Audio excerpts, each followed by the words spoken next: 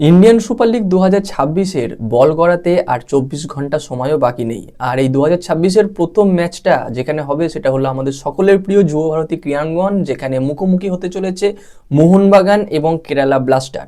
তো বন্ধুরা, এই ম্যাচে মোহনবাগান দলের প্লেইং ইলেভেন কেমন হতে পারে সেই বিষয়টা নিয়ে আলোচনা করব, এবং সেই সঙ্গে সবথেকে ইম্পর্টেন্ট যে বিষয়টা সেটা হলো এই ভিডিওতে আমি তোমাদের বলবো যে তোমরা কিভাবে এই ম্যাচের ফ্রি টিকিট আমার থেকে পাবে। আর যদি আমি ফ্রি টিকিট দিতে না পারি তাহলে কিন্তু এই ম্যাচের যে ফ্যান কোডের পাস আছে সেই পাসটা আমি দিয়ে দেবো। তো অবশ্যই তোমাদের কাছে একটা রিকোয়েস্ট, তোমরা ভিডিওটা শেষ পর্যন্ত দেখতে থাকো। যদি শেষ পর্যন্ত না দেখতে থাকো তোমরা কিন্তু সেটা মিস করে যেতে পারো, কারণ এই ভিডিওর মধ্যে আমি একটা প্রশ্ন করব, যে প্রশ্নে তোমরা সঠিক উত্তর দিতে পারলে বা যারা সঠিক উত্তর দেবে তাদের মধ্যে যে কোনো একজনকে আমি এই পাসটা দেবো। তো আগের বছরেও দিয়েছিলাম, এবছরেও দেবো। আশা করছি আগামী যে বছরগুলোতে আমি কন্টিনিউ করব সেই বছরেও দেবো। তো তোমরা সঙ্গে থাকো এবং ভিডিওটা শেষ পর্যন্ত দেখতে থাকো। তো প্রথমে যদি প্লেইং ইলেভেন নিয়ে কথা বলি, দেখো এই যে প্লেইং ইলেভেনটা নিয়ে কথা বলবো সেটা কিন্তু আমার মন গড়া প্লেইং ইলেভেন নয়।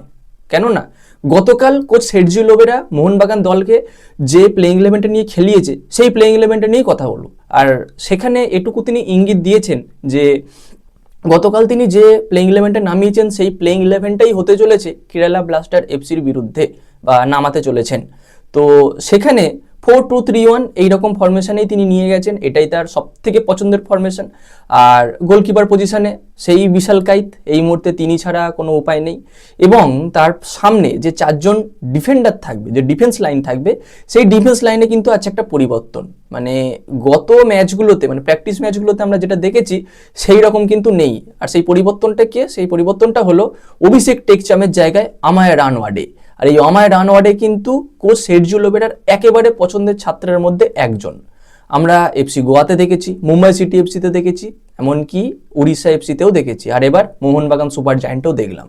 তো রাইট ব্যাক পজিশনে আমায় রানওয়াডে, তার পাশে থাকবে মেহতাব সিং। এই মেহতাব সিংও কিন্তু এই কোচ সের্জিও লোবেরার একজন পছন্দের ছাত্র। তার পাশে থাকবে অ্যালবার্তো রড্রিগেজ, এবং বাঁ দিকে লেফট ব্যাক পজিশনে থাকবে আমাদের ক্যাপ্টেন অধিনায়ক সুভাশিস বোস।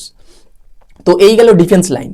এইবার তাদের সামনে ডিফেন্সিভ মিডফিল্ড পজিশনে কে থাকবে বা সেন্ট্রাল মিডফিল্ড পজিশনে কে থাকবে, এই নিয়ে একটা প্রশ্ন আছে।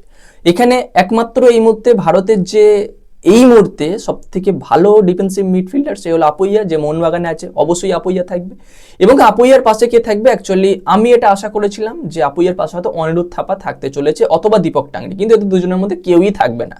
কে থাকবে না? সাহাল আব্দুল সামাদ, আর একজন স্কিলফুল প্লেয়ার।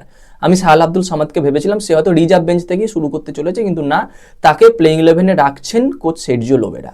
এবং তারপরে লেফট উইংয়ে যে প্লেয়ারটা থাকবে সেই প্লেয়ারটা কিন্তু লিস্টন কোলাসো নয়, সেই প্লেয়ারটা হচ্ছে রবসন রবিনো। আর রাইট উইংয়ে থাকবে লিস্টন কোলাসো। মেন যে পজিশন রবসন রবিনো, সেই পজিশনেই তাকে ফিরিয়ে দেওয়া হলো, আর লিস্টন কোলাসোকে খেলানো হবে রাইট উইংয়ে। আর এই রাইট উইংয়ে খেলানোর প্ল্যানিংটা কিন্তু অনেক দিনের, লিস্টন কোলাসোকে রাইট উইংয়ে খেলানোর প্ল্যানিংটা অনেক দিনের কোচ সের্জিও লোবেরার। কেননা যখন উড়িষ্যা এফসিতে কোচিং করতো সের্জিও লোবেরা, তখন কিন্তু উড়িষ্যা এফসি বা সের্জিও লোবেরা এই লিস্টন কোলাসোকে মোহনবাগান দল থেকে অনেক তুলতে চেয়েছিল যে তার দলে খেলানোর জন্য, কিন্তু সেটা সেই সময় সম্ভব হয়নি। তো এই সময় নিজেই সের্জিও লোবেরা চলে এসেছে মোহনবাগান দলে।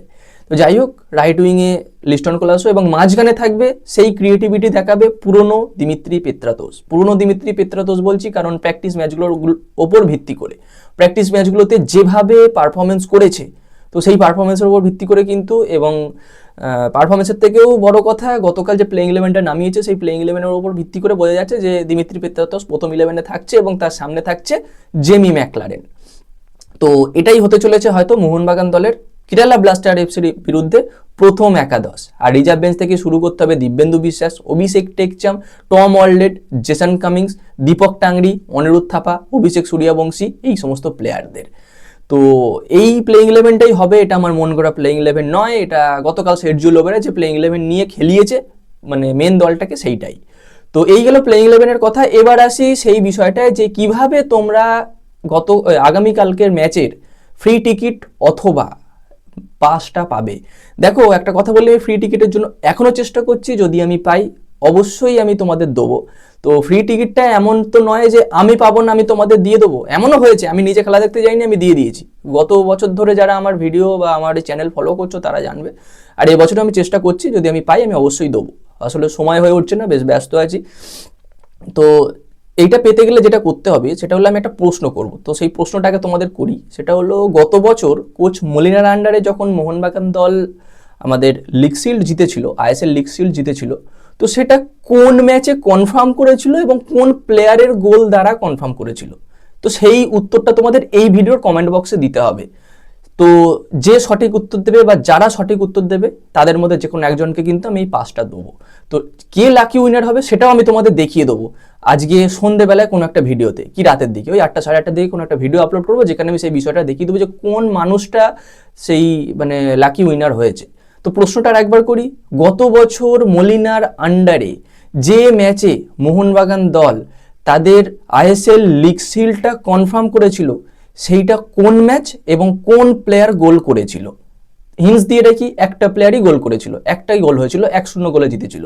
তো সেই উত্তরটা দিতে, দুটোই কিন্তু দিতে হবে, শুধু ম্যাচের নাম বললাম বা শুধু প্লেয়ারের নাম বললাম হবে না, কোন ম্যাচে মানে ম্যাচের নাম্বার বলতে হবে না, কার বিরুদ্ধে খেলেছিল এটা বললেই হবে।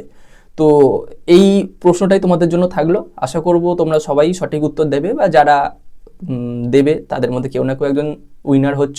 এবং ভিডিওটাও কেমন লাগলো সেটাও কমেন্টে জানাতে ভুলো না। তো বন্ধুরা দেখা হচ্ছে পরবর্তী ভিডিওতে, বাই বাই।